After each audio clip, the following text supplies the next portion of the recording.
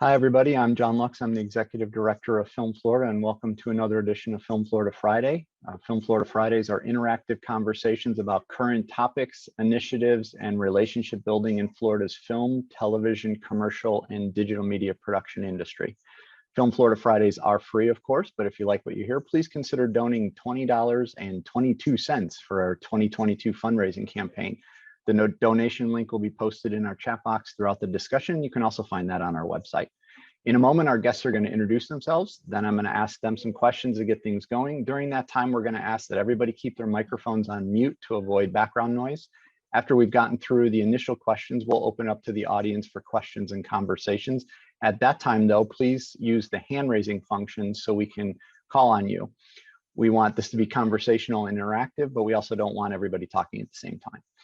We're going to ask everybody to keep their questions and comments brief in the interest of time and out of the fairness of others that want the opportunity. And with that, I want to introduce our guests. We have Shona Tuckman with us, as well as Film Florida Executive Board Member Matt Wohl. I've already talked enough, so I'm going to let each of them introduce themselves. Shona, go ahead and introduce yourself. Hi, John, thank you for having me. It's nice to see everyone. That's a lot of good turnout today. I am a South Florida filmmaker. I am the owner of Create Films, which is an independent film company here in South Florida. I've been making films in Florida since about 2011. And yeah, so happy to be here. So looking forward to chatting with everyone. Matt, how about you? Also, thanks for having me. And I'm Matt, and as John said, I'm on the executive board of Film Florida, filmmaker, screenwriter, also educator.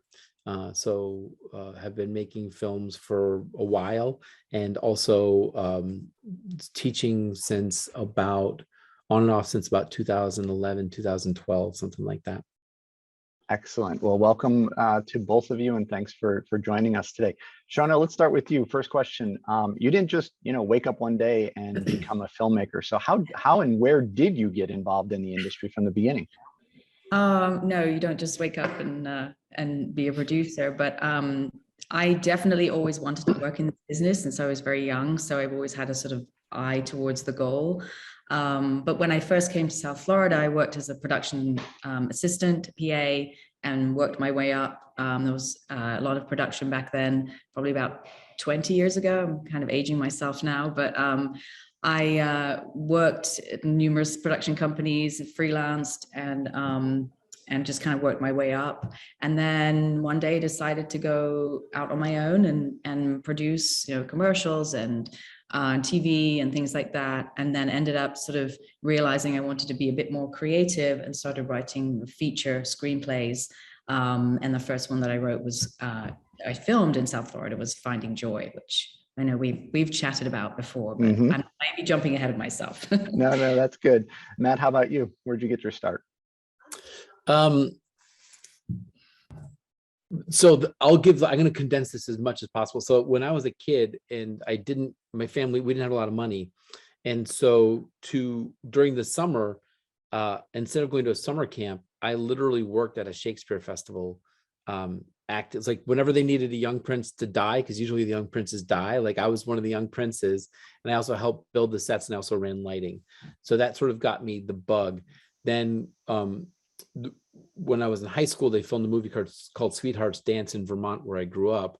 And I got the largest locally cast part, which ended up sort of I got in SAG, and it helped pay for my education. And then I did other things, but I just sort of never really went away from film. And then in my mid-20s started to do it again. And then sort of started to self-produce stuff, and then decided I did a lot of improv, really liked the writing, started to write, and then writer, director, producer, educator. So Matt, I'm going to stick with you. Version of the story, but yeah, okay. Okay. Well, after that intro, you're going to still stick with me? Wow. We're going to stick with you. Right. Yeah. Well, one more question to see if you can redeem yourself. Pitching. I mean, it's such a wide ranging topic, and you and I have talked about this. When someone says, "Oh, I got to pitch something," like there's all kinds of different pitches. So give us an idea of when you say there's a lot of different types of pitching. Give us an idea of what you mean. Yeah. So, I mean, and Shona knows this just as well. So as a producer, there's sometimes you're hearing a pitch, and then there's sometimes that you're actually pitching. And so it's sort of, you have to be on both sides of the coin. But also there's been times where I pitched representation. So you're really pitching yourself. So it's still a pitch, but you're really trying to pitch yourself. And they want to see that you're worth the investment, but they're not going to buy your script. They just want to know that you're someone that they want to work with. So, years ago, I had to pitch and got management by pitching myself. So that's one type of pitch. Then there's other pitches that are really more just sort of exploratory. And then there are some that are really sort of directed toward a project. So, and I know it's sort of a lot of nuance in there, but I think it's really, really important for you to know if you're pitching yourself as an artist and a collaborator, or if it's really about one work. And part of the reason that's important is how sort of like the breadth of what you pitch. So if you're pitching yourself through your work, you still are pitching your work, but yourself, then I think it's good to talk about the breadth of work you have. If it's really about a project, and Shona and I were just, before we came on, we talked about this just a little bit, like it's really great to focus on the project that's very important to you. It's great to have other projects, but they all need to seem like you're incredibly passionate about it, or just leave them on the table and don't even talk about them. But I think it's just really important to know what you're going to get out of that pitch. And sometimes you just want somebody to move it along, and then sometimes you're literally trying to get a yes out of the person across the table. And Shona, is it easy to know what the goal is of a meeting? I mean, like if somebody says, "Hey, I'd love to meet with you," like that doesn't answer that question. How do you understand what you're going there for? I mean, I think it depends who the other person is. I think that gives you a guide. If you're pitching, like Matt just said, a manager or an agent, you're pitching yourself to that person. That not only at that point, if they're meeting with you, they've probably read your work and they know that you can write, but they also are then looking to see if you will be good in the room, if you will be able to do this, to be on Zoom or to be in a room with someone and to actually follow through, because the work is great, but you also have to have basically the personality and the grit to see something through to the end, and that they have to have confidence in you that they will be able to sell you to do such a thing. Well, and Shona, you talked a little bit about, your first project a little more than a decade ago. Talk about that process. I mean, that was your first big project. Talk about that whole pitching process and how you got from, hey, I have this idea, to, producing the film. Well, I had written many scripts before that, but this was the one that I felt I wanted to jump into producing as well. And my husband and I at the time had a studio in Hollywood, Florida, called One Create, which is where Create Films comes from that. So we had some resources at our fingertips that maybe some other people may not have had, but I still had to go out and raise local money. And at that time, of course, the state of Florida had the tax incentives to allow us to get, I think it was 25% back on our budget. So that was helpful. But it was a collaboration of all the local talent, to be honest with you, from all the crew and all the people who work here, and putting it together was not easy, to be honest with you. But in terms of pitching it, I think the only time I was technically pitching it would be to the finance, to raise the money and to piece together all the financing for the budget, which was not particularly easy to do, but somehow we made it in the end. But I think, Shona, in some ways it's tangential, but it's also related. Like when film is a collaborative art form, so you actually have to do a form of your pitch to the talent, because there's other projects out there. Everyone has their own life, so you have to convince a whole crew of people beyond just like a checkbook, like why your project is great. So that's a whole other type of pitch, is to your co-collaborators, so that you can build your team. Yeah, and it started with pitching. Now I'm remembering, because it's been a long time. I'm pitching the casting directors in LA, Carrie Barden and Paul Schnee, who had done huge movies at that time. And I knew someone who knew them. And anyway, long story short, Kerry was on a plane from New York to LA, read the script and really liked it and called us and said, I'll cast this for a very small fee. Normally he was getting a lot of money, and we gave him a flat fee of, 5,000 or 10,000 or something like that. That was, within our budget. And because of his cachet in the industry and people trusting his judgment, the agents, it opened us up to be able to cast the film from the agencies in LA because he was the casting director. But I had to sort of pitch him through someone I knew, to get it to him. And then he could have said no, but he said yes. And so that helped us to push things along. So it's always that one, you just need that one yes, there are many no's. I'm getting no's every day. It's a business of no.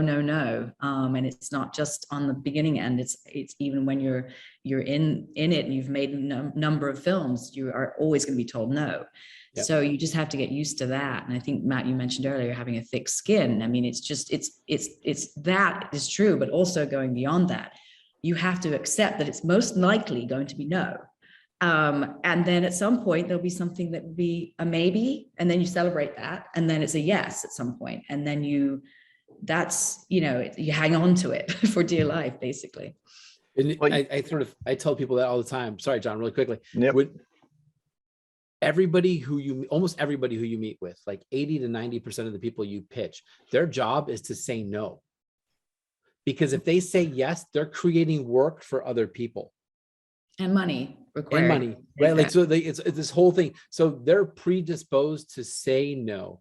And so that's what they're hoping, that they're so hoping to find a way to say yes, but they're also predisposed to saying no, because if anybody, especially if they're not the decision, but the sort of the person, the green light person, if they say yes, then they're putting a script on the pile, someone else's pile that they have to read, and they're going to invest their time and energy into this.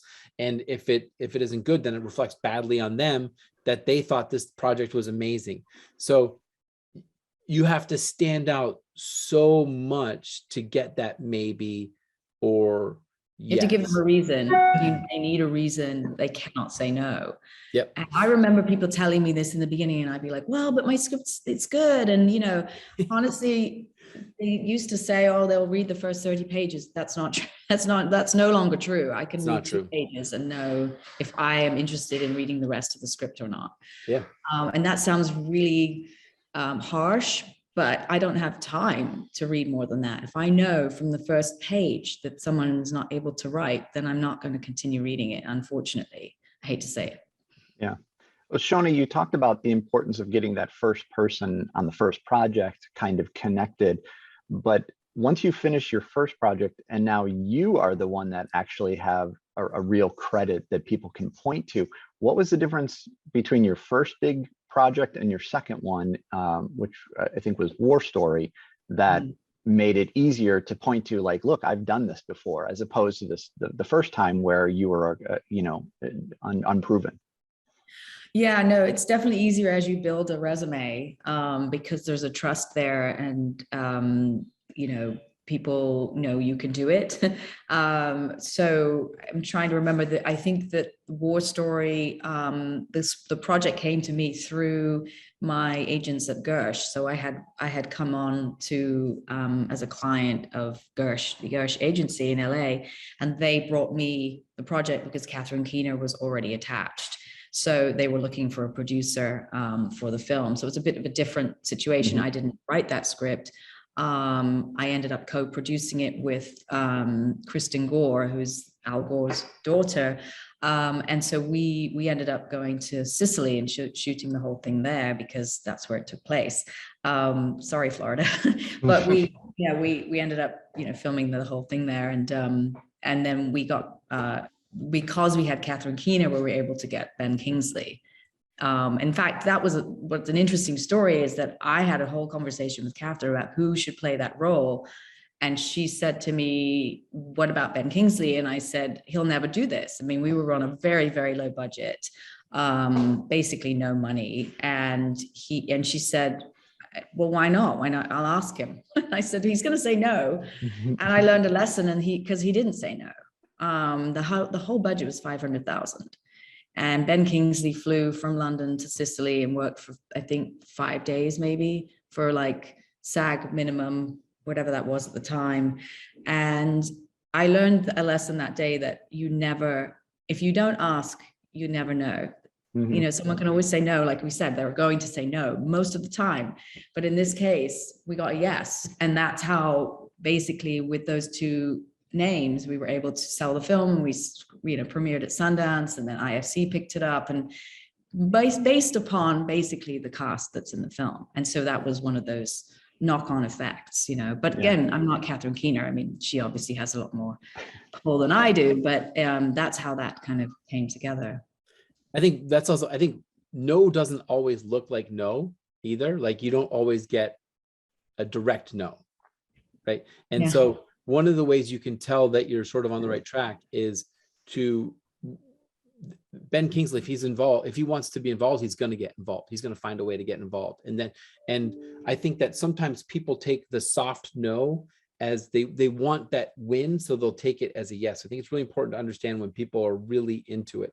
And when people are really genuinely into it is when they, on the talent side of it, because you do have to pitch talent in some way too, some level it's casting, and on some level it's pitching talent, like getting someone like Ben Kingsley to say and doing it. And there's a project that I have that I don't know if I can talk about this, but we working with someone who's very, very well known, and they're like, oh, they're aboard. And I'm like, they're aboard when they're ready to sign. Like until then, it's you just assume that they're not, like they're going to say that everyone says that they love your project, but you know that they really love it when they're ready to start talking about details. And then, so I said that, I'm like, it's great that they're interested, but you'll know that they're really interested when their agent starts saying, hey, we need to get some paperwork. And then sure enough, I got a call from the other producer, and they're like, yeah, you were right. Their agent just called.Ey're ready to sign paperwork. I'm like, okay, well, now we can say that person interested. Like now they're wanting to involved. Well, Matt, tell us about Scooter, because I was fascinated a couple of years ago when you got your film made, and then the distribution side of it and getting it into the theater. So talk a little bit about the project, but focus on that back end of it. That was really interesting.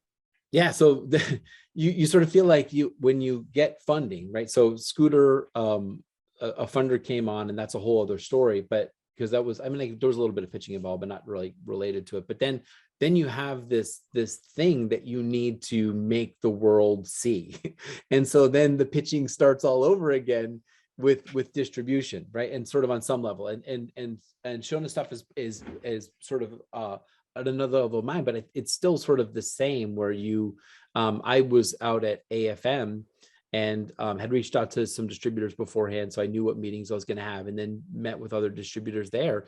And then you start sort of pitching all over again to get distribution. And so we were fortunate that we didn't take a ton of meetings in LA, but we actually had, I think it ended up being 4 different distributors who were, again, genuinely interested. There were others who were like, the love your project, but we actually had 4 different distributors that were genuinely sort of like saying like, yes, we this is what we want to do with this. And that was great. And again, sort of in that sort of thing we talked about sort of pitching yourself, one of the distributors we didn't go with that I really loved, like I'm still in contact with them, friends with them, and that channel was actually open for me to pitch other projects to get interest beforehand. So now if there's something that they like, they're willing to come on board even before the film gets made now. So then I have this distribution channel in place that sort of then will theoretically help with bringing in funding. Is that kind of what you wanted to hear, John? Yeah. And now there's actually a question in the chat that I had coming up. So talk about the importance of attaching, well, I guess it's chicken and egg. Is it important to attach a talent that could then help you get funding, or do you need to get funding before you're going to get talent to say, yes, I'll do it? Shona, go ahead, you go first and talk about that chicken and egg proposition. I use the phrase chicken and egg way too often, to be honest. I mean, it's like in my vocabulary every day.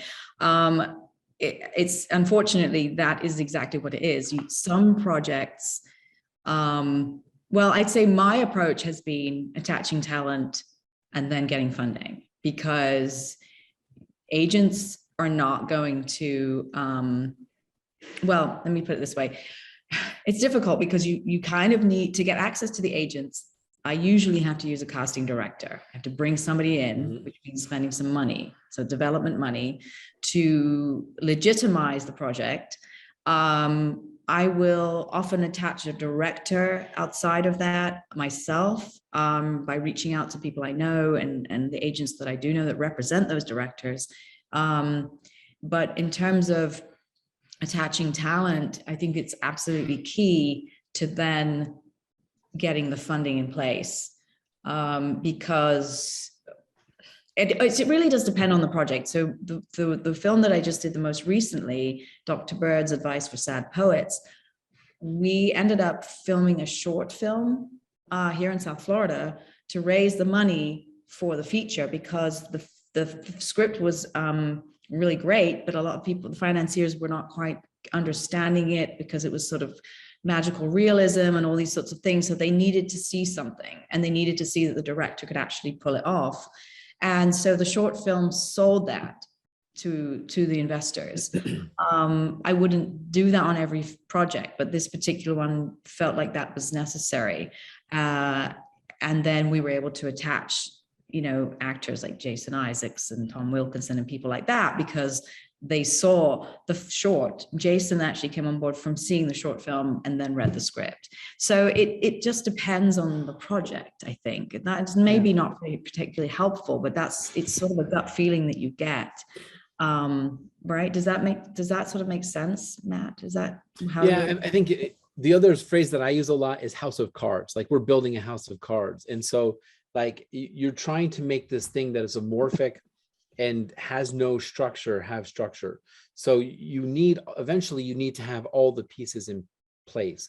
And so, and as I sort of said, like, everybody's predisposed to saying no. So fundamentally though, if you can get some of the key pieces, the casting director, cast director, anybody to say yes in a very tangible, legally binding way, then it's easier for other people to say yes.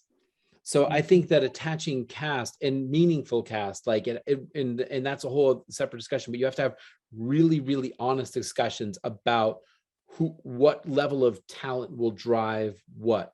And so, but if you actually have names that are known, and you can get those to say yes, it will open doors for you.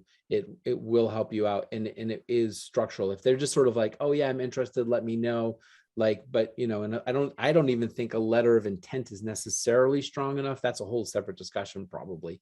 But I think that, sorry, no, I was just going to jump in and say, I do think that you need to know what your budget is going to be. Absolutely. Yeah. And determines what kind of level of talent that you need to film. And I don't know how many of the people in here are writers or what their role is. Every single person who's listening to this is a producer, because one of the things that has helped me as a writer and helped me option some of the scripts that I optioned was that I use a producer's mindset. So when they asked me what the budget was, I had a very realistic sense of what that budget was going to be. And they said, how long is it going to take to shoot it? And I'd shot things so I could give them a realistic sense of how long it would take to shoot. And I was just the writer. I wasn't going to be coming on as a director, and I felt like in some ways I wanted to go, why are you I'm just the writer. Don't ask me what the budget is and what the shoot time is going to be, but just giving them some context helped move it forward. So Shona, you're 100% right. You should have a very realistic sense, and it's could be a ballpark of what your budget is as a writer. And if you don't know that, research it, try to figure it out, talk to other people that have done it, but you have to know those things going into any of this. Yeah. And both of you have the advantage of being on both sides of this discussion, like where you're pitching projects, but also people are pitching to you at this point. So Matt, for every one success story, there's 10, 15, 20, 50 projects that just don't work out. What's the most common reason a project doesn't reach its ultimate goal, in your opinion? I think that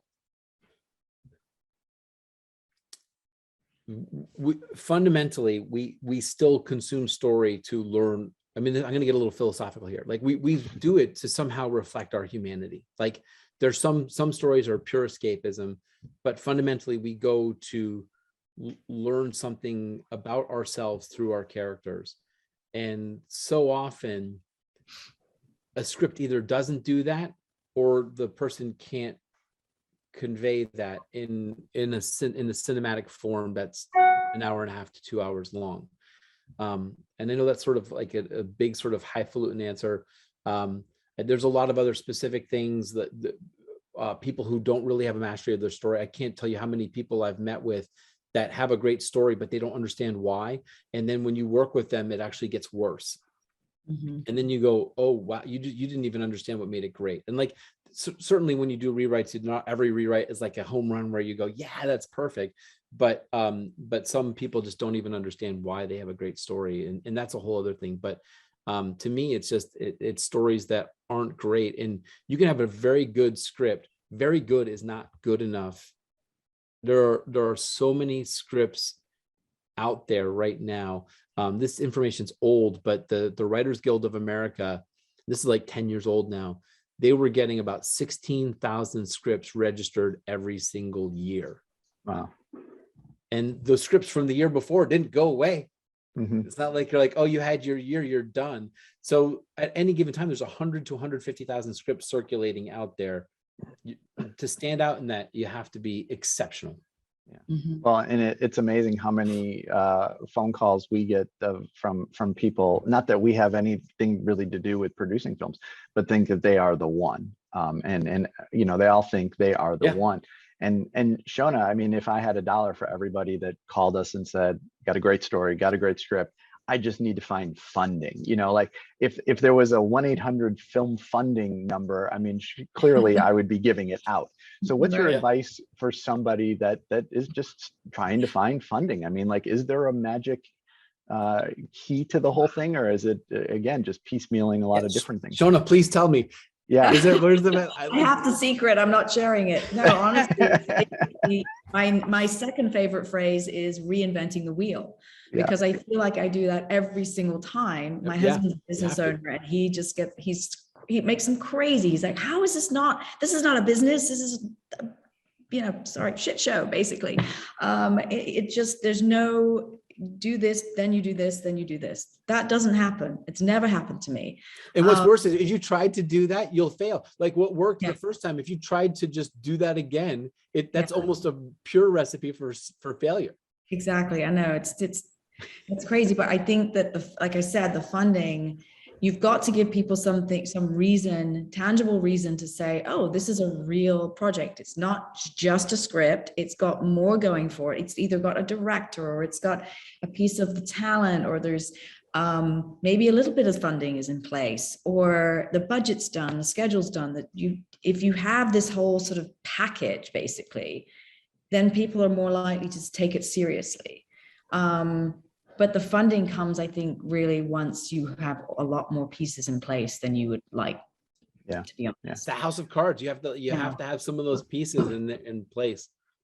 And Matt, you and I have talked about this when it comes to submissions for Film Florida grants, which of course are very small, but it's hard for people to be realistic with their project. When you look at a script and a budget, what's the first thing that jumps out to you to say, like, this project has potential, or this project has no hope? Well, when I look at it, to me, the first thing is that I need to be able to see what it's about, and that it's really about something. And when I say about something, I mean, like, emotionally, there's an emotional core to the story. And then you can work on it. Then you can talk about specific choices that the writer makes that may or may not work to achieve that. But if there's some sort of emotional core to it, then I go, okay, then we can work with that. And it has to be a truth, and not sort of like, what I mean by that is like, they're like coming of age or loss. These are dealing with those things. We have to sort of see that it's being handled in a way that's truthful to people's general emotional experiences, not like specifically truth, but it has to be telling a truth that's sort of a universal truth about these things, and be revealing. Like, I think a lot of people come up to that point of being revealing and then stop. that's to me where it starts to get interesting. Like that, where it gets uncomfortable, that's what art should be, is dealing with these things that are uncomfortable in a way that we can deal with it without having to necessarily go through it. Mhm. Yeah, I would say grounded in some sort of humanity and genuinely. They used to say, write what you know, but I actually think what they meant was write what you feel and how you feel and how you want to, and put that into a story that can be entertainment, essentially, and with something to say, a point of view that is interesting. You know, a comedy can be funny, but it has to be grounded in emotion and in genuine or general, you know, personal experience, I think. And those are the best stories for me that I read. When someone comes to me and says, this is, when I say based on a true story, but it doesn't necessarily have to be word for word what happened. It's just the essence of it, personal to that person, and it's their unique story. That's what we're trying to do here, I think, as filmmakers, is not just create a big blockbuster with lots of, you know, explosions. And I'm not against that. I don't mind watching those, but I want to know that I care about those characters and why they're going on that journey, you know, even if it's a great big explosion action movie. So that's, I think what you're saying is that heart, that central core element has to be there. Otherwise it doesn't work. Yep. Agreed. Shona, talk about the importance of feedback. So, you know, you're working through the process, and it's important that you accept the feedback and incorporate it, but it's also important to decipher good advice from bad advice. How have you found that? I think when I was first starting out, I took a course online, which was before we were doing all this every day, through UCLA, and they had, it was Intro to Screenwriting or something like that. And it was really to make me sit down and write every day, because I had small kids and all that. And I just like, I have to do this. I want to do this. But I knew I was going to get feedback from not only the professor, but also the people in my class, the peers in my class.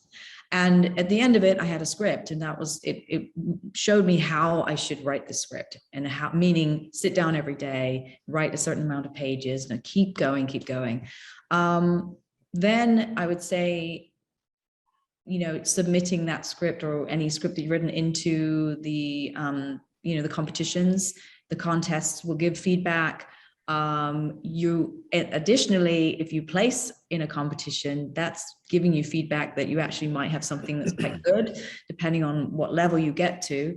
But then in terms of, you know, someone like myself or Matt giving feedback, I think you have to be as open-minded. If you're going to put your script out there, you have to be open-minded to receiving the feedback. But you have to also trust your gut. You know, if someone's bringing you something and saying, oh, the lead should be male and not female or whatever, and your story is really about that, you know, female person, then you don't switch that. But if it's notes that make sense to you, then you go back and you decide, am I wanting to improve my script, or do I, you know, want to go ahead and send it out as it is? I think also, if you get the same note from 2 or 3 people, trust it. You know, that's not a fluke. If you can get that many people to give you feedback, that's the kind of the gauge, I would say. Good. So we're going to get to John. Can I add really quickly? So first of all, I agree completely. Get yourself a group of people that you actually trust, that to share your work with. It's really, really valuable.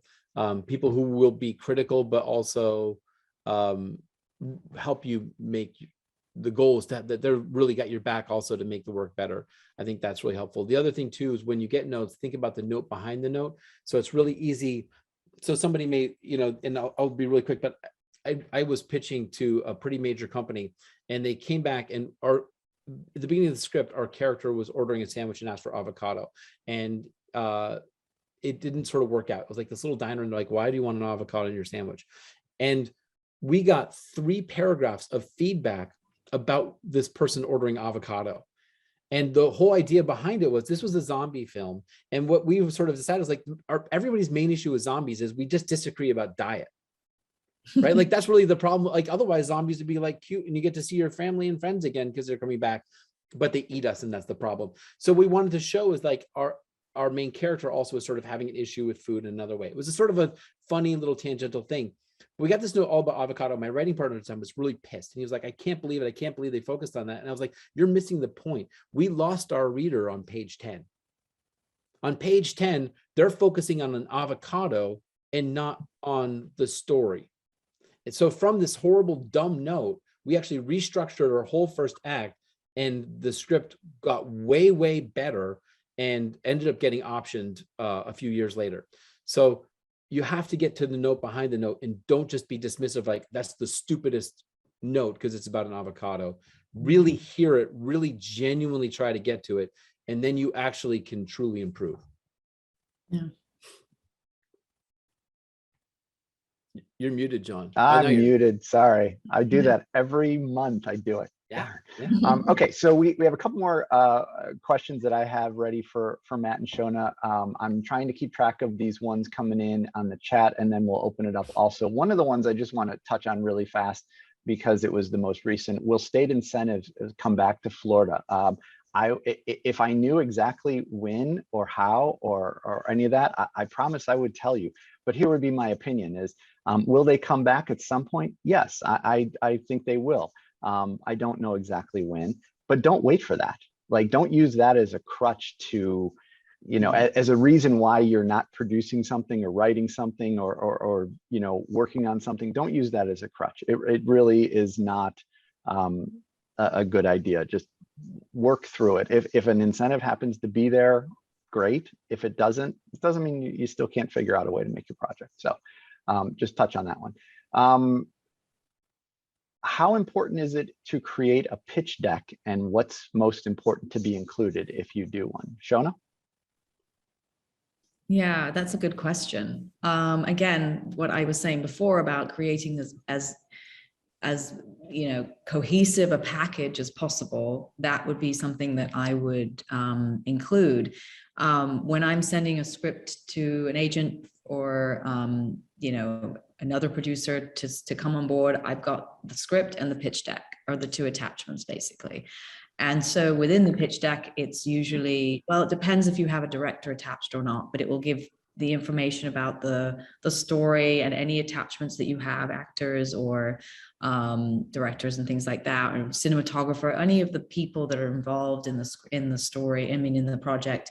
And also sort of more of a, sometimes it's called a lookbook. So you kind of have like what the style of the film is going to be, visual imagery, that kind of thing. It's really just more to get people excited visually, because most people don't want to read. They want to look at stuff. I've also in the past put together a teaser trailer, which is like also known as a rip-o-matic, where you take pieces of other films and you put them together and you make a sort of trailer of your project, which of course is not shot yet, but it gives people something to click on and go, oh, I'm going to watch this trailer. And it's not actually your film, but it tells the story and gives the feeling and the tone of what the film is going to be. I have that, and then I have the pitch deck, and then I have the script. So it's sort of this package of look at what I have, and it's going to be great, and here's what it's going to look like. Yeah. Answer the question. Yes. Matt, you have anything to add? Yeah, I mean, I think that's exactly right. And I think, you know, the visual component is really important. I've looked at pitch deck, and I've also, I mean, like a lot of things I'm saying, like I'm guilty of doing these things in the past too. Like you learn through mistakes over time, like just, you'll make mistakes, get over it, learn from them, get better. But the pitch deck can't be as dry, like, and a lot of people, and I don't mean like as dry as reading your script. Like the pitch deck has to be more dynamic, use fewer words, use more images. It has to be a more exciting distillation of the story. So I think that's one. The other thing is that it's going back to what the several questions ago, creating your pitch deck is also an amazing way for you to hone in on what your story's about and whether you're actually hitting those parts. Because sometimes doing the pitch deck, you'll go, actually, I don't know if I'm really conveying that point. Like I know, like it's always been in my mind that the story's been about that, but I'm not sure I'm really hitting that. So it's your own personal reflection on your work as well. So I think the pitch deck is is a super important thing for that. And it will matter as much as it matters. Like some people want to pitch deck, some people won't, but it's a great exercise, and it's great to have it for those people that do ask for it. Then you've got it. And if you have it, then you've got it. Yeah. It's basically a PowerPoint presentation. Absolutely. Yeah. With pretty images that make people go, oh, this is interesting. Let me read a small blurb about the short synopsis and some character descriptions. And, the reason behind the story. Often I like to put that in, why it was written, and why now, why it should be made, and that kind of thing. But and especially as well, the sort of visuals of the film, what it would look like tonally. And I've been pitching TV shows. I'm sort of on as a writer, co-creator on two shows being pitched right now. So if you're really super quick, if you're doing a TV show, make sure that you talk about the pilot, make sure you talk about the first few episodes of the season, and make sure that you have a sense of where the story's going for 3 to 5 seasons out. And again, make it dynamic and short descriptions, and also the characters. And the most important thing with a TV show is the engine. So the engine in TV show speak is what's going to keep the story going week after week. And so whether it's like, in Stranger Things, it's like unraveling all of this, it's over time, or like if it's a Law and Order type show, like every week you're going to watch sort of the dynamics of Law and Order played out through the legal and justice system. So like sort of make sure you were very, very clear about the engine each week. Otherwise you don't have a TV show. And Matt, talk about the difference between pitching a film company, major studio, indies, against, private funding sources. There's a big difference between all of them. I mean, talk a little bit about that. There is, but I mean, fundamentally, like that's I think more, and Shona, you can sort of, you probably have better thoughts than I do on this, but I feel like that's like I've actually sort of found over time, it's more similar than it is unique when you're trying to pitch someone on your project to sort of like if you're trying to get funding for it. Like, so it's sort of like, if it's not about funding, that's where the differences come in. But in a lot of ways, it's similar. I guess the differences would be sort of like the attachments. Sometimes I think sort of bigger studios, sometimes they like the attachments, and sometimes they've already got sense of who they want attached. I also have pitched like, some agencies, when you pitch them, they're going to want to add their own talent. So having talent that's attached that's not their talent can kind of backfire, because they want to fill those roles. And I've had that happen on 2 projects where they wanted to fill it with their people. So I don't know. I don't know that there's any general rules. Do you have any thoughts on that, Shona? I don't know. That's a very difficult question, because I think, like we were saying before, it's kind of like, who's the person that you're pitching to, and what's the relationship, and how did you get to that point, and how did you end up in that room? Or, I mean, so many of the pitches that I'm doing or receiving are through email. They're not verbal pitches, which is different than it used to be, which is actually, I prefer that, because then you have time to look at something, and like I said, again, it's about the package of what you're sending someone.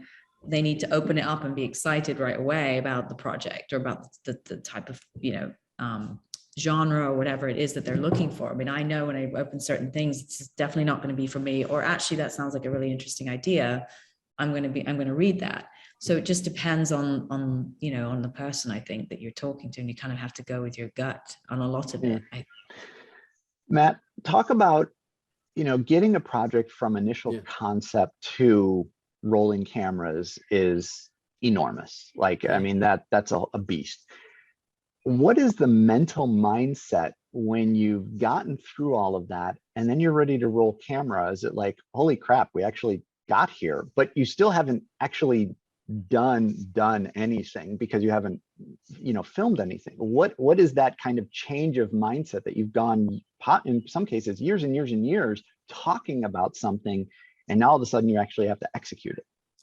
Not in some cases, in most cases. Like, I was being generous. I actually heard I was out in Los Angeles years ago, and there was an executive from Fox, and he had said that, from Fox Films, and he had heard that the average time from the inception of the idea to it being in the theater, and there it was 11 years.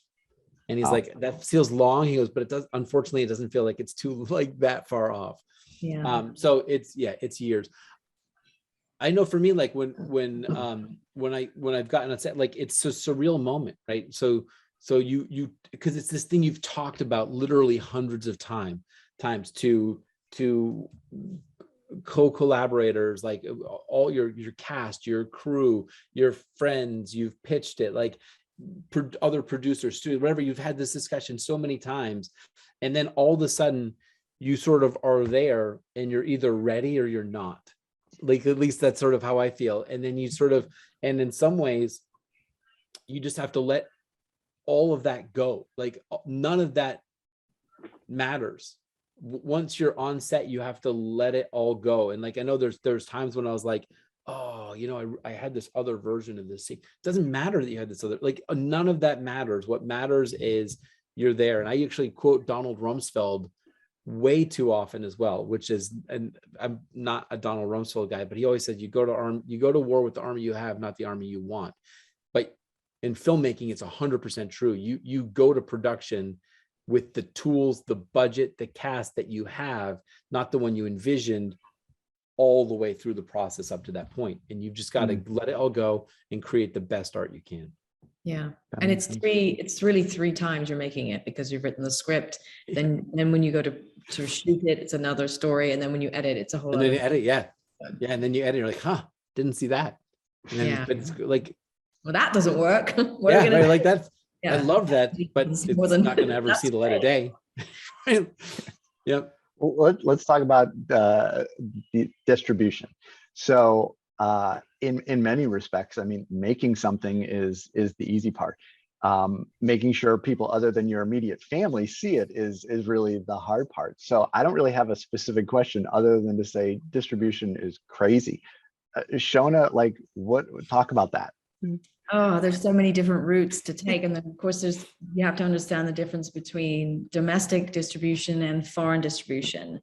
Yeah. So it's 2 different salespeople. So they all get their cut. It depends on the type of film. So going back to War Story with Catherine Keener and Ben Kingsley, that was successful, as a US domestic sale, but also internationally because of the names of the talent.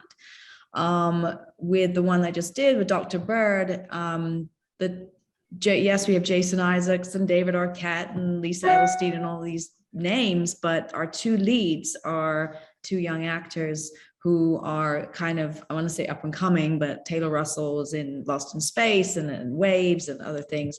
And Lucas was in a couple of things, but they weren't international names. So it's not a Bruce Willis or a Clive Owen or one of these guys that immediately somewhere in Iceland is going to say, oh yeah, we'll buy that movie, or Australia or wherever. So depending on the film, you're going to sway perhaps one way or another in terms of which actors you have, in terms of whether it's going to be a big foreign sale or it's going to be more of a domestic play. Obviously you want to distribute as far wide as you can, but it does take a long time. So for Dr. Bird, I have a foreign sales company called Storyboard Media, and they're still selling around the world, selling different territories. We had Relativity picked up the film for domestic, and then we sold it to Hulu. But it really depends on the film, I think. Where your distribution comes from. But I think Matt touched on it a little bit as well earlier, that you can sometimes attach a foreign sales company or a domestic sales company ahead of time, but sometimes you then rule out a potential bigger paycheck because you're beholden to them. Yep.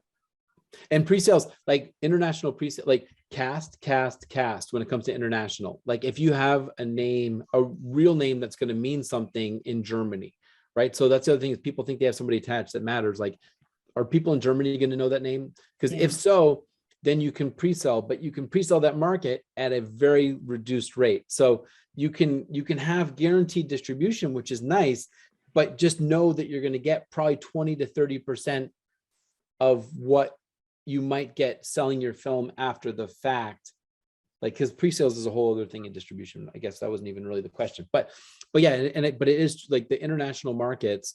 It's so much more about the cast than it is anything else, or your the diversity of your cast also can matter. So if you have like a Chinese actor, even if it's an American actor who's Chinese, that plays very, very well in the Chinese market.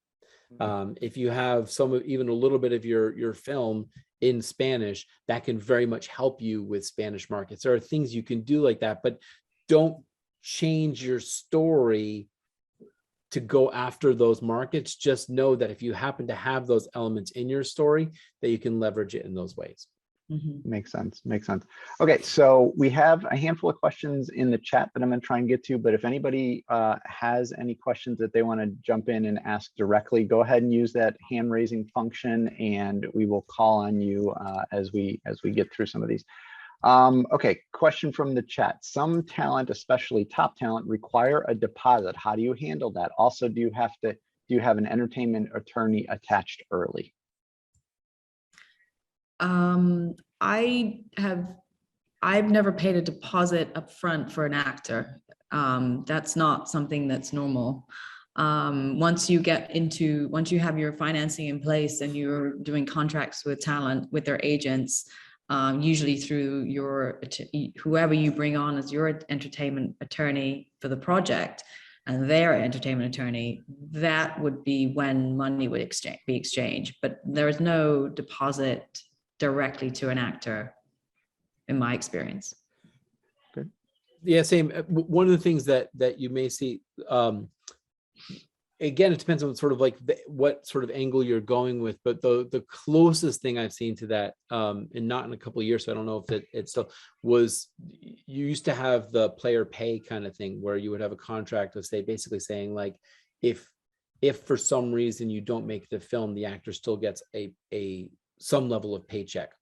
And in order for those contracts to happen, a lot of times you may have to have some money in escrow to show that you're good to pay that portion of the pay.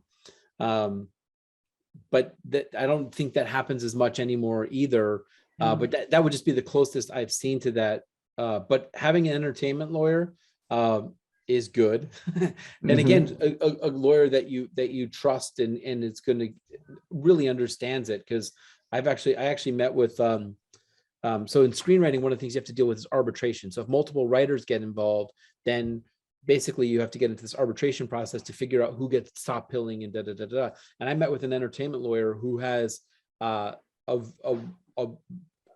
a fairly good name for themselves in that business. And I asked them about arbitration, and they didn't know what I was talking about. And I was like, wow. So like whatever niche, I don't know what their niche was, but whatever their entertainment niche was, it wasn't going to work for me. So even though this person was very well known in the community, I ended up I did find somebody else instead. Well, and considering last month's Film Florida Friday was all about entertainment lawyers, we would definitely be remiss if we didn't encourage people to get involved with entertainment lawyers where necessary. So good point there. Yep. Okay, here's another question from the chat. Can you talk about the change in business model now that streamers aren't sharing metrics for financial success? How do you sell return on investment to backers if you're making an independent film and then hoping to sell it without the promise of box office estimates? Matt, you go first. Yeah, Matt, you go first. Thanks. So there's sort of actually several questions in there. Yeah. So I think that sort of like, Shona was talking about once you have a film and a success, then you sort of build on that. I also think in some ways, I feel like it matters and it doesn't matter. Like I know it's a horrible answer, but I feel like, now because there isn't box office, if you're on the right platforms, if you have had good people involved in the past, then I think that's what sort of stands out. Really just showing that you have done it and been able to get through the process. and again, sort of that house of cards thing, the more people you got to say yes and didn't regret it that they said yes, like that's going to help you moving forward without the tangible numbers. And there are some services that do have tangible numbers. And I realized I didn't really answer the theatrical part of John's question with my distribution, but we sort of basically found a company that helped four-wall theaters around the country. And we did get numbers back from theatrical, and like we actually, you can go on Box Office Mojo and see like how little we were, but we were there. And so that is something you can point to. But I do think, I think it's difficult. Budgets are also going down. Shona, agree? Like film budgets, like television budgets, film budgets, like that, unless like Stan Lee's name appears in your film, you're not going to get $500 million to make a film. Like now the numbers are going way, way, way down. And that's because that risk is going way down. Actors are having to take less. They're not getting the paydays that they were. I mean, they still get paid well, don't get me wrong. And so I think that's some of how that stuff is changing too, that the overall transactional piece is just sort of probably level setting. Yeah, I think if you're making an independent film, you have to assume absolutely that there will be no box office, in my opinion, because we used to think, oh, you make a film and it's going to be that one that makes that big sale at Sundance, and then it goes to all the theaters and it's going to get the Oscar and all that. And that does happen once in a million years, but there's really no place for box office now in smaller independent films at all. And so that should be the expectation, is to be able to sell it to a Hulu or to a Netflix or Amazon or somebody like that. That should be the goal. I mean, it's a good goal to have, to be honest. It really is. Yeah. And unfortunately, you won't, like, you just don't get to know, like, that's the frustrating piece about it. You just don't sort of get to know on the back end sort of how many people actually saw it. Right. You just have to sort of trust the numbers of the sale and say, hey, I sold my last, like Shona can now say, like, I sold my last film to Hulu for X. Like, and that's, as she moves forward, people are going to go, oh, okay, all right. Like that's something, like that's something tangible that she can hold on to. Yeah. Nobody's raising their hand. Please don't rely on me to see your questions in the chat. If you have a question, make sure you raise your hand so we can call on you. Another one I did catch though. Any advice? Hold on a second, John. I see a question here. Are you doing the NDA one? That was going to be the one after this one. Right. So any advice on pitching a documentary? I've honestly never been involved in the docs world, so I don't have really anything that I can add to that, to be honest with you. I'd be happy to hear what Matt has to say.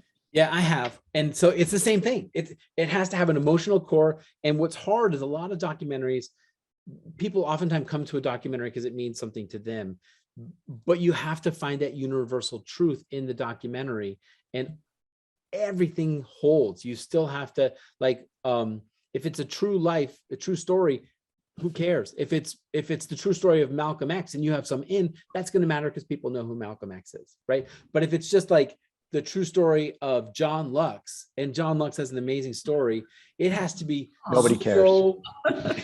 Nobody cares. I care, John. I care. But it has to be so exceptional to get beyond that. Just think about, like, the same thing is true, like a narrative film who's just about an ordinary person but does ordinary things. That's not going to go anywhere. So all the bar is the same bar. And I think a lot of times what people who are pitching documentaries do is they think that somehow they have a lower bar because it's just a documentary, and it's not true. Like if you look at, oh my God, I'm totally blanking on the Tiger King. No, the one. Nope. You know what everyone knows what I'm talking about. Yeah, it's the tiger one. What was it called? One. Yeah. Right. Like that's an amazing story. And somebody will type it in the chat. So yeah, somebody will type it. And every time you think, oh my God, this has gotten as crazy as it's going to get, it goes another level. Like, so that's why those things work. And so I think it's hard with documentaries. And I've heard pitches and pitched where, like, it just, people won't care as much as you think unless there's that universal truth and unless you have something that's really exemplary. And it's exactly true of a narrative film. Mm-hmm. Matt, you touched on the NDA one, so let's ask that. Most agents won't sign an NDA. Any advice for writers on how to protect their work once they start distributing the pitch deck or script? Yeah, don't ever ask for an NDA. Yes, exactly. End of story. You ask, like, then immediately you're saying that you don't know what you're doing. Yeah. Also, can I add to that? Because I was thinking about it earlier. Don't tell me that you've registered your script. It's WGA registration number and it's 10-8 numbers, whatever. I don't care. It doesn't, everybody registers their script. I don't need to know that you did, but also just the fact that you've sent the email, it's already timestamped. You know, I've received an email from you. If I ever went to court, they would subpoena those, every email, every transaction, and they would say, oh, they sent you this project on X date and you went off and made it without them. You stole it from them. Today, you don't have to worry about someone stealing your work, because if you're not willing to send it out and have people read it and look at it, then it's, you know, you can't be afraid to do that because you've got to get it out there. Yep. And like, it's the registration number, like, it's literally like saying, just so you know, I put a period at the end of every sentence of my script. Like, okay, we expect that. Like, register your script with the WGA, but don't tell people you've registered the script with the WGA. Don't write like it on literally a prerequisite. Anywhere. That's just the Don't baseline. care about the number. We're not Googling the number to see if you actually did, because, you know, it shows an experience when So I see that. I'm a little unclear on this one. Should they or should they not? A little unclear. Yeah. Register it, Yeah. but don't Register it, don't put then the they're number. like, yeah. Keep the registration yourself. Don't tell And- us you did it. Don't tell us what the number is. We don't want to know, and it makes you look unprofessional that you don't know what you did. It's And too bad here's you the guys thing I'll don't have say a is- strong opinion about that one. Yeah. Well, and then the second part of it, your work may get taken. It might happen. You have to play the game. You have to do that. And one of the things that I do as a writer is I have confidence that no one can tell my stories as well as me. And if somebody else can tell your stories as well as you can, then you're not going to sell your script anyway, because there's other people who are better. Like you have to be the unique voice and the right person to tell that story. And you have to believe that, even if maybe it's not entirely true, but you have to believe that. And just, that's the thing that I hold on to. And I have a friend who has done, I think, a podcast for Film Florida, who's very, very, very, very successful as a writer. Like, everybody on this call has seen their movies, and they've pitched things, and they found out that after they pitched, that the studio brought in 10 people to pitch, didn't hire any of them. The nephew of an executive got the writing job and had 10 different takes that they could then work from to help them rewrite the script. Not a unique story. Mhm. What, Shona? Right. Doesn't surprise me. Right? No, that happens. Yeah. Does it feel good? No. Does it mean you, and again, it goes back to the thick skin thing. You sort of have to go, that's part of it. Most of the people you encounter are good people. Like, there are plenty of people that are decent people in this business, and you have to believe that. Like, everybody wants to think it's an industry out to get you. It's not. I have such good friends and such like ethical, honorable people that are in this business. There are people that aren't, but like, just, you have to have some level of faith and move forward. Mhm. Yeah. Okay.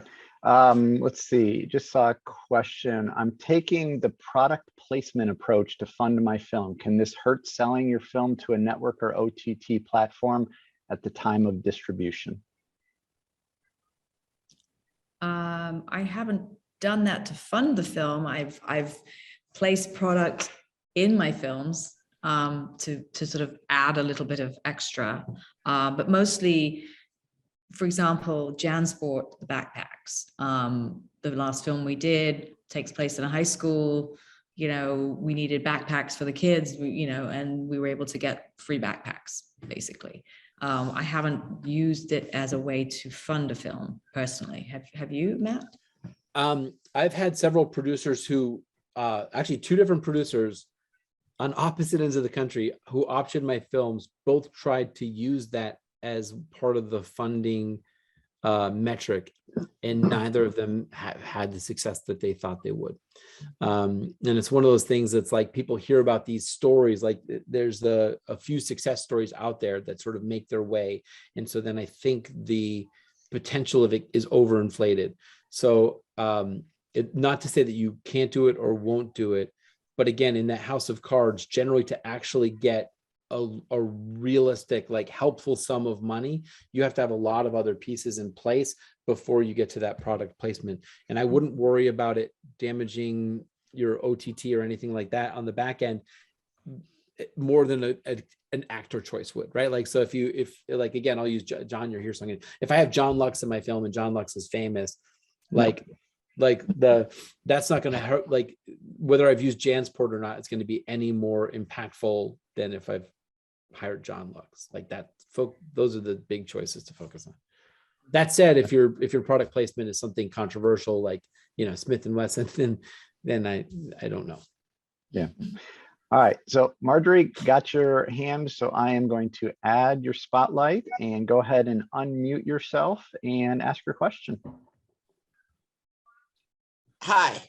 So Hi. I was going to jump onto the product placement thing because people can fund TV shows that way. I mean, if you have a reality idea and you get the right product and they put in enough money, then a network might want to partner with them. And it's possible for reality shows or TV shows. It's not possible for films at all. I don't know any movie that's ever been made by product placement. And I did it for a long time in LA. So my question, though, was more about pitching a mini series or a limited series. If you have writers attached, but no script yet, I haven't gone out to Netflix or any of those, or Hulu or any of those. And I'm wondering if they do develop with you or if you need to have a finished product and what that finished product needs to be. If you're pitching an 8-episode limited series, do you need 1 episode and an outline or a director and a writer and an idea? I mean, I'm not sure. So I was wondering if you guys knew. I'll jump in first. I think, like I've said before with the package, if the more you have, the better position you're in my opinion. If you have a pilot script and then you have, like Matt had said before, like the series Bible, or, you've got all the other episodes mapped out. And you have, if it's based on a book or whatever, you have the option to that book, you have the rights, you have as much of a package as you can have, I think, is where you really need to be, because then people are more likely to take it seriously. Yeah. And, one of the things that when I teach, one of the things I tell my students, you can't copyright an idea. I know that. And so if you just have an idea, it's not even tangible enough.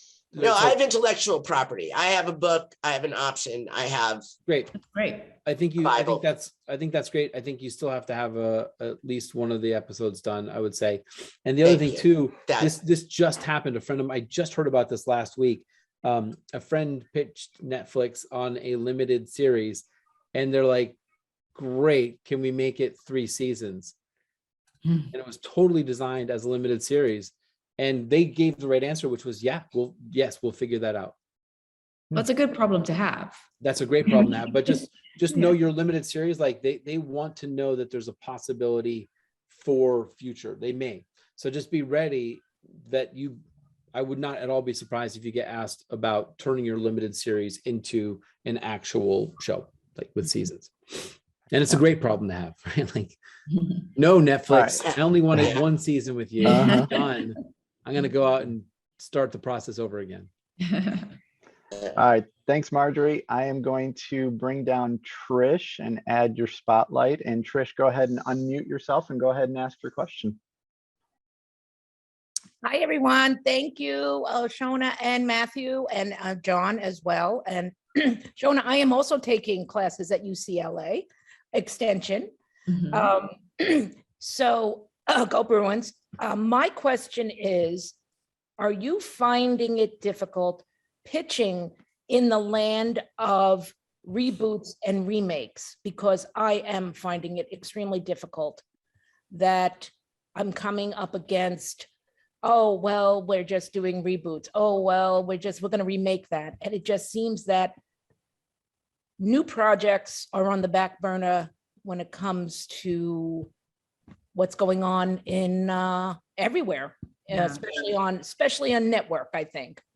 I think that's probably true. I think it's unfortunate, but it's probably true, because I think, like Matt had said much earlier, that anyone that you're pitching to, they're looking to protect their job and to not take a project to their boss and say, you should make this film, make this project, and it backfire on them. So if it's something that's already established, they can it's part of that package to say, well, this is what the original was, this is the remake, this is how it's going to be. I think though, if you have a sort of like Lady Before, if you have some sort of IP, a book or a poem or a story, whatever it is, an article that something is based upon, that elevates you to a different level already. It's not always possible because some of our ideas come from our heads, we're creative people. But I think is your project from your own experience, or is it based on something? Or what is it about? One is an adult animated series, and the other is a documentary. Documentary is very in the infant stages. The animated series is flushed out, pitch packet, has some stars voicing, just really running into this, it's, well, there's rebooting going on and remaking going on. And my answer is, I didn't know I needed an Orange is the New Black until I got an Orange is the New Black. And I just would want and hope that the fresh ideas are as important as the rebooted ideas. I think if you have as I said before, I don't really know the docs world, but I'm not really in animation, but I do think that, especially because of COVID, there's a much more of a need for, the animation realm, because it's cheaper to make, and, they don't have to fly actors around. I mean, I have just as a side note on COVID, the SAG is still requiring, all the extreme precautions, and, on a $2 million budget, 200,000 of that is COVID protocols. That's a large amount. So with animation, that isn't there. I agree 100%. And in the indie world, you cannot necessarily abide by the COVID with the budgets because it's just too costly. By the COVID, understandably so, that it's important, but we're not even doing anything in the indie world because of COVID at this point. Hold on a second before we move on to that, Trish, really quickly. Sorry? Remakes aren't happening at sort of the middle to low budget level. Like what it is that studios, networks, whatever, like the powers, they're not taking risks on new stories. They want an intellectual property, whether it's a book, as we just talked about, a comic book, or a remake or a reboot. That's where they're investing their big dollars. So if you're going after those big dollars, and I've written several action scripts, they're going to sit on a shelf. As much as I love some of them, I think they're like, they're just going to sit on a shelf because there's not so much a place for those anymore. However, sort of in the sort of middle to lower tier of filmmaking, and I'm going to say probably from like 500,000 up to around 10 million, you're not competing against remakes or reboots. It's a different ballpark. So I think also just have the best story, then make it better. And I just don't worry about those trends. It's really, really easy to get caught up in trends. And I would just say, just keep focusing on telling the most amazing stories at a budget that makes sense, and there will be a home, and don't compete with that higher level. I don't want to compete, and I don't think we should be competing, but that's the feedback that we're getting. And I feel that's a little bit of a cop-out, but I will say this. Yes, I mean, it's like, guys and gals, let's get something new going, fresh. One other thing is that we're doing is, and we're kind of reversing it. We are creating a comic for our animated series. And so we're going to try to launch that as well, so that perhaps we are now, we get viewership and followers with that, an online comic. Mm-hmm. It's not a bad way to go, but it seems like other paths are closing, and this is the path that we have to take. Mm-hmm. Yeah. Well, you have to try every path. I think that's something we've all kind of absolutely along the way. And I agree with that as well. I agree with that as well. Thank you very much. Thanks, Trish. We're going to move on just because we got a couple more questions and I know our time is limited. So Jordan, I cannot highlight you because you have your camera off, but if you want to go ahead and unmute yourself and ask your question, go right ahead. Yeah, I didn't have my camera on because I'm in full dad mode right now. So go ahead. I have two quick questions, if I can answer the two of them really simply. What kind of percentages do you give investors on the norm for a really small, not even a six-figure budget for a film? And also, how do you get those connections to producers to pitch to when you're not in or have never been in the area of like LA and all the bigger time film locations? I'm trying to remember what the first question was. Percentages for investors. Yeah. Oh, a standard would be 20% for any investor, equity investor in any project. Let's just. Does that depend on the amount, or just that's the base? That's the standard amount. Okay. Doesn't usually go up or down from there. In my experience, it's always been 20%. So 120% of their investment they get back. Okay. And then the second question, what was it again, Jordan? How do you get in contact with producers in the areas like LA, New York, and all that stuff if you've never lived in or haven't worked in those areas? I'm in Northwest Florida in Panama City, and I've never been to LA or New York in that capacity. So how do you get those connections to producers to be able to even pitch to people that have the interest or the money to get your project made? The last time Shona was the last time Shona and I were together was, I think, in Los Angeles. Yeah, maybe AFM. AFM. Yeah. We go to Los Angeles. Okay. I mean, and so like there are certain things that you can do that. So AFM, I went to AFM before I had a film just because I hadn't been in a long time and it had changed. And AFM is the American film market. So I went out the year before I had a film, knowing that I was going to have a film, just to make some connections, see what was working, wasn't working for myself. And it was an amazing investment just to sort of listen to filmmakers, what was and I took a few meetings and just said, hey, I have a project coming up. And I was also an educator. I was teaching at the time. So I was like, hey, what advice would you give students? And it was this invaluable sort of thing. And I made connections doing that. There are also pitch fests and things.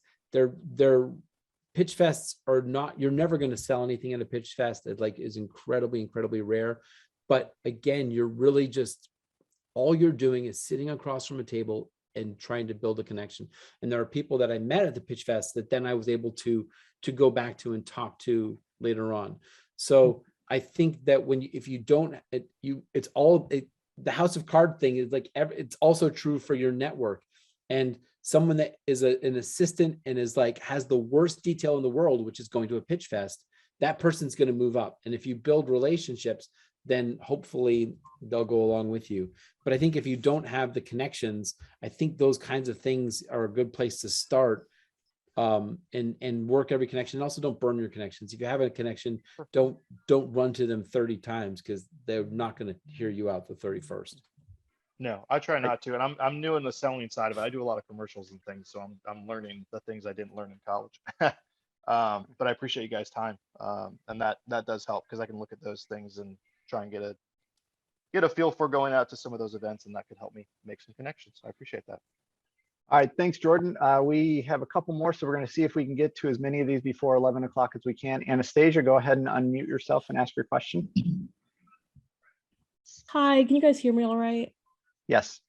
Yeah. Right. I was just going to ask because I am currently a college student. I'm 19 and like I've kind of just dipped my toe into the industry. So I was going to ask if you have any advice that you would give for someone that's like literally just starting off, as like how to kind of form a stronger like starting foundation, or like what you would like, what your advice would be. I guess my question would be, what is it that you are interested in doing? Is it screenwriting? Is it producing? Is it, is it something, do you know yet what it is exactly you want to do? Because that kind of. Well, yeah, I started off like a little bit with acting. Like I've done basically just like background work. But I've been interested in screenwriting. I've gone to a couple events down here in Florida because I'm in Tampa. and just like met different people and just talked to different people. So I am really interested in screenwriting, which is why I was interested in this presentation. Mhm. Yeah, I mean, I think I think I said earlier in the beginning, enter your script in as many competitions as you can, get feedback from people before you do that, if you can, to get it in the best shape you can get it. I think just putting yourself out there to like Matt just said, doing the things like this, going to pitch fests, whether they're virtual or in person, just really being exposed to as many of these events as you can, I think is the way to do it, to be honest. Make a film. That's the other thing. Shona's advice is amazing. And then make a film. Like, even if it's just like you and two friends in a living room doing I can't like the value of actually seeing what your words look like translated into a film is super important for every writer, and to just sort of, it'll help inform your writing. And then hopefully, fortunately, don't worry about it. Like if it's something that's like festival worthy or anything, just get better at the craft through doing it. And then eventually you'll have something that you can show people. And then hopefully that will lead you to having more things that you can show people. And then you have a portfolio, and it's blah, blah, blah, blah, blah. But also everything that Shona said too. That's like so really much. good. Like that's, you can't just do one of these things. You have to sort of, I think, do it all. Yeah. Thank Just you throw so much. yourself It's been that so you can. helpful. All right, everybody, we got two more questions. Matthew, I am going to add your spotlights so you can unmute yourself and go ahead and ask. I thought I got a spotlight. I'm like, We whatever. already got one. Yeah, One per I'll be here in the customer. corner. Quick question regarding budgets. I understand. I'm curious to know if there's certain budget tiers that are working better than others. For example, I've heard that there's a lot to be said for something around the 700,000, to where if you can keep it there, your odds are better of making back your budget. But if you go slightly above that, let's say you go to 2 million, now you're entering into the realm of where you have to go theatrical to have a shot at making back your budget. So I'm curious to know if there's any kind of particular points on budget levels that tend to be working better than others. Well, I think it depends on the story. I mean, if you have, like, I have probably 5 films that I'm working on right now, and that I will have attachments of some sort, and one of them is around 700,000, but it's a contained thriller, small-ish cast. It's probably 5 people, which is probably more than it should be, but it's in one location. And I know that I cannot go above that budget, because then I'm not going to make any of the money back. And also, someone who's going to be investing is not going to invest more than that in that particular project. But if it were one of my other films that requires some filming in China, or, whatever, that's a $7 million film. It's a very different experience. So I need a higher level of talent attached to make that kind of money back. It just sort of depends on what the film is, what the project is.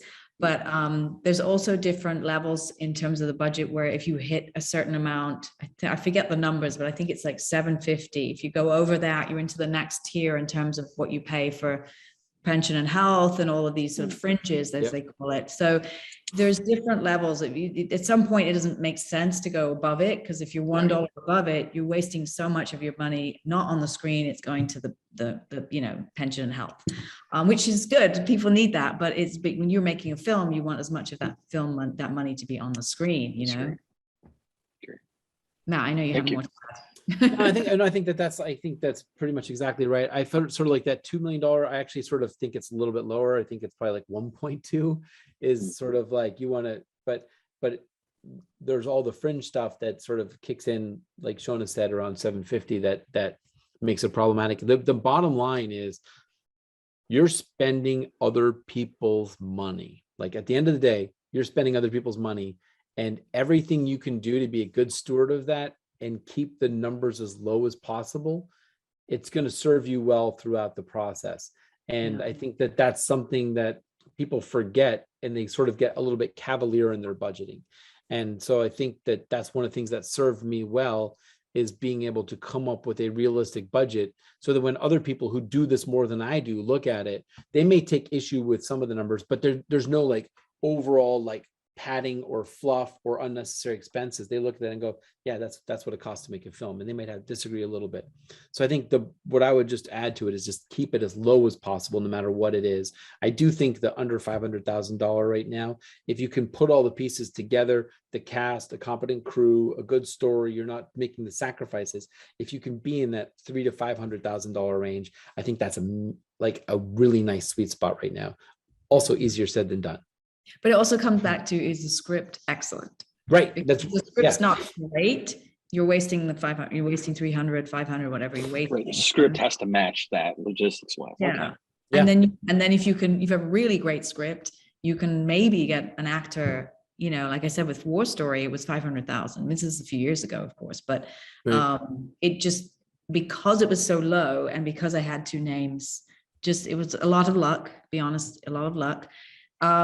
It was able to make its money back because it was such a low budget. So I think that's the other thing, is it's as much as you can bring to the table, like let's say the movie that I'm doing next, I have a friend who happens to own a COVID testing lab. Well, for my 200,000 that I have in my budget for COVID, I probably can get that down by another 50 or 100. Maybe he can give me a good deal. So then I'm bringing that to the table to my financiers and saying, actually, this is what's in the budget, but it's really going to be half of that. And the other 100,000 can go over to the music or can go over to this section. And so that's me bringing that to the table as a producer on the film. So it's sort of like as many pieces that you can stack into that package. Yep. Yeah, Great. Thank you, guys. All right. Thanks, Matthew. We're going to take that spotlight off. Rick, go ahead. You are the last question from the audience. Go ahead. No pressure, unmute Rick. yourself. No pressure. Yeah, no pressure. Go ahead and unmute yourself and ask your question. Yeah, no pressure at all. Thank you. I appreciate that. All right, mine kind of touches on what you mentioned a little while ago about AFM. I have a werewolf script, okay? And I know right now Hollywood is really looking at stuff like that, but I have a werewolf script that I've written and have been processing for 20 years now, okay? This is my personal script. It's been my pet project. Recently, I had an unexpected turn where I was turned on to Tom Savini, who is a legendary makeup effects artist, and he absolutely loves the project. He's come on board and given me an incredible budget to create a one-of-a-kind creature for this film that he feels will rival all the other ones that have ever been made before. So I'm ecstatic, jumping for joy. But my question here is, I always wanted to go to AFM, put a package together and go to AFM and take it. But I've been told a lot recently that you're not going to go to AFM unless you have a finished film. Before, it used to be go there with a package and a pitch deck and a script and try to set up some meetings and hopefully get something to go there. But now I'm kind of getting cold feet because of what I've been told about that. Is that really the case? I should be going to AFM with a little more substance rather than just going there with a package? Or is there another route you think I should try and take and jump on what I've got? I've got basically a budget of 1.5 million for this film. So, and that's, like I said, including Tom Savini's budget and, enough to produce a quality film. Is AFM something I shouldn't be looking at? I'm sorry, go ahead. Sorry, do you have any financing in place, or you say you have a 1.5 budget? Is there anything that you have in place, financially, that you can say I'm going to make this film on this date, or are you still looking for that? I'm still looking for that. This thing with Tom Savini just happened last week, so it kind of like escalated things now because he's a big name in the field. And this is something that he's been itching to do for a long time. So I'm really trying to use that as a catapult to help me. But like I said, this all just happened. So I'm just trying to find the best first step forward to progress her. I really thought about AFM, but the more I've been talking to people about it, the more they've been saying, you don't go there without a film. So rather than put that kind of expense together, I wanted to get your advice. Is that something that I should still look at, or should I probably steer in a different direction? I mean, it's a networking event. Right. More than anything for you at that point. So it would depend honestly on personal finances. If you were going to go out there and try to make some connections based upon this new addition to your attachment to your project. Matt, you have a little bit more experience, I think, of going to AFM and sort of with a project in the works. Yeah, and before you go, when you actually get a directory of it, and in the directory it'll say who's actually will hear a pitch versus who wants a finished film. So and it is fraction of the overall people. Like most people just want to see a film. That is absolutely true. That's the majority of it. There are people there willing to hear a pitch, but it is fewer people. So I think that going with your expectations, like I would, if you, like Shona said, it's just about networking. If you go there and network, I think it's great. You'll get thoughts on it. I would also like really, so when we had one of our cast in my film had 130,000 Instagram followers. That was nothing. People didn't care. So what you think is big is different from what is like big on a big scale. Like Tom Savini is a big makeup person, but he's probably not, I would caution you to sort of drive that with like, hey, we've got Tom Savini, he's big. It's again, in that house of cards, it's a piece, but I don't know that he's really going to drive budget the way that you would think. And Shona, you may have some thoughts about that as well. But I don't think that's going to be the piece that you think it is when you get into those meetings. I agree. I think it's a great piece for you to have, and this is Absolutely. a new thing for you, and I think that's fantastic. But you need more pieces. You know, Right. you could use this, and I'm not in that world, so I don't really know. I didn't know who he is. Obviously, Matt does, so that's great. But I think that you then maybe use that as a piece to try and get, you know, a lead actor or something attached to the project, so that you can then put this package together and put this pitch deck together, and then go to AFM and say, or other places too, and say, this is what we have, and and by the way, this guy Tom is making the creature, and it's going to be amazing. But I think you need a bit more than starting from that end. I think you need to kind of come at from both sides, from all angles, you know. Because if I have money, I can get Tom Savini too. Mhm. Right? Like, so the other thing is like, and again, sort of that like where people sign their name on the dotted line kind of thing. Like if Tom is just like the person you're going to hire to do that, that's one thing. But if Tom, who's been in this industry a while, is willing to make calls to directors he knows or actors he's worked with to help you get some of those other pieces, then that helps you fill in those gaps. And then that's a different level of involvement from him. And maybe he comes on as a co-producer to do those things, or an EP to do those things. Then that's more than just him being your effects guy. That's what I was going to add to that. If you throw out, you know, you can also be a producer on the project. A lot of times people who are looking to have some producer credits will say yes to that, and then they can say, oh, I'm going to be much more involved than just being hired to do my job, and I'll have some say in the creative. And, you know, I'm not sure if this is something he would be interested in, but you know, that can also be something, sort of a selling point to some people to keep them excited and interested, you know, in the project. And kind of like Matt said, maybe making calls on your behalf, and, you know, and saying, oh, I know this guy and or a girl or whatever, and I can call them and see if they'll help us out. Very nice. Thank you very much. Very great feedback. Thank you. And Rick, if you're looking into AFM, or whether it be Nappy or Real Screen or some of those other ones, make sure you do the full registration, because I do know too many people that say, well, I'm just going to go there and hang out in the lobby, and that doesn't necessarily get you where you're hoping. So make sure you take care of that full registration. Before we wrap up, you can do like a day passes too. Like there's other things you can do there if you don't want to take the full financial bite. But yeah, you got to be in the room. Right. Matt, I want to give you an opportunity to talk about what's next. What should people be looking for from you? So I have 2 pilots that are being circulated right now. We've actually had interest from, ironically, some international sources, which may actually bring. So one of the international Netflix is interested, which may actually end up bringing back domestic Netflix. So sometimes that works. Doesn't always work.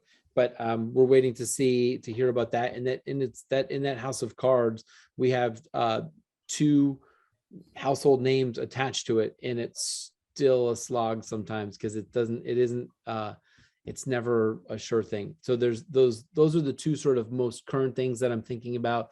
Then also with the pandemic, I sort of wasn't doing as much. And so now I want to get back to some other projects that I had created previously. And I actually have a contained thriller that I really like the idea of, which I'm going to start writing. So writing a contained thriller, starting to get back to the things that I'd written, and then the 2 TV shows that I was hired to write that are being shot around. Shona, how about you?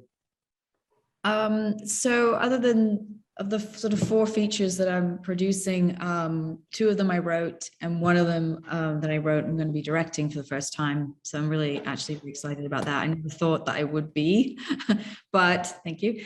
But it's a very, again, personal story that I wrote. It's been years in the making for me. And so I went the route of attaching talent. Like that seems to be my thing to do. I have Anna Gunn from Breaking Bad as a lead, and then Luke Kirby, who plays Lenny Bruce on The Marvelous Mrs. Maisel, is playing the male lead. And Rosie Perez is considering the 3rd lead, just looking at the schedule. So we're hoping to shoot here in South Florida, yay, in September, October. I've got Gersh is doing sales, and Bondit Media has come into finance. So we're kind of putting the package together finally on that one. But then I also started to get into TV like Matt. I mean, that seems to be, features are so hard to get going. Not that TV is necessarily that much easier, but there's a greater need for TV content, I think, and more buyers available to us. And so I decided to create a show, and Village Roadshow is interested in it. So we're kind of seeing where that goes right now, but that's a comedy about my life. So you'll all get to know a lot more about me if it gets made. Nice. I love that you started by saying, other than the 4 films I'm producing. Yes. Yeah. Well, I mentioned those already, but I didn't go into detail. Yeah. I know. Well, everybody, that wraps up another edition of Film Florida Friday. Thanks to Shona and Matt for staying extra time, and thanks for all of you for joining today. We'll be back next month. We're scheduled for April 15th for Film Florida Friday about production accounting. The registration link is in the chat box, and you'll see that on social media or an email blast coming out soon. I want to thank all of our Film Florida members. As always, if you're not a member of Film Florida, we hope you'll consider joining the organization. You can go to filmflorida.org to look at the different membership packages. Keep up with everything we're doing on social media, on Facebook, Twitter, Instagram, and LinkedIn. And make sure you check out the Film Florida podcast on Apple, Google, Stitcher, and the iHeartRadio app. Both Matt and Shona have been guests on previous seasons of the podcast, so look for those episodes. Thanks again for being here, everybody. Stay safe and healthy. Thank you. Thanks. Bye. Bye.